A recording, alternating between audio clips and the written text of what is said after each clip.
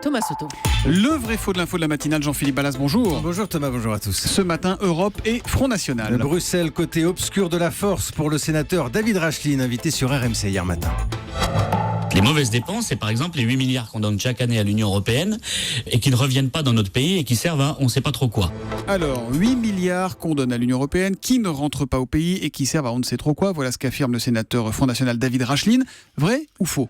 Je vais dire faux, Thomas, parce qu'il y a quand même beaucoup d'imprécisions dans cette phrase. Enfin, si, quand même, le chiffre est exact. 8 milliards d'euros. Alors, d'où sort-il ? Vous allez comprendre. Chaque année, la France verse un peu plus de 20 milliards pour le budget européen.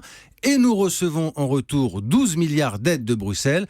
La différence est effectivement de 8 milliards d'euros. Donc vous nous dites que la France donne plus qu'elle ne reçoit. Oui, parce que nous sommes ce qu'on appelle un contributeur net, comme l'Allemagne ou comme d'autres pays. Alors le tout est calculé en fonction de notre PIB, en fonction et au nom, on dira, d'une certaine équité et solidarité entre partenaires européens. Bon, mais alors il sert à quoi cet argent ?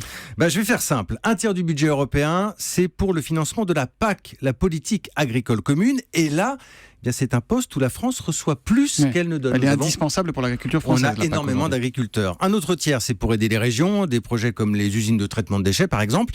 Et puis le reste qui va se partager entre l'aide aux pays en développement, en Afrique notamment, et puis tous les investissements pour la recherche et l'innovation. Bon, mais on peut quand même dire que c'est de l'argent qui ne revient pas forcément en France. Alors, les défenseurs de l'Europe, Thomas, ils vous disent que si, ça revient par ricochet. Un pays de l'Est qui se développe, par exemple, eh bien, ce sont des routes qu'il va falloir construire et ce sont des contrats à terme pour les entreprises françaises. Et puis, concernant les pays les plus pauvres, on en parle en ce moment, c'est aussi une façon de lutter à distance contre le développement du terrorisme. Donc, c'est une idée de l'Europe, une certaine idée, je dirais.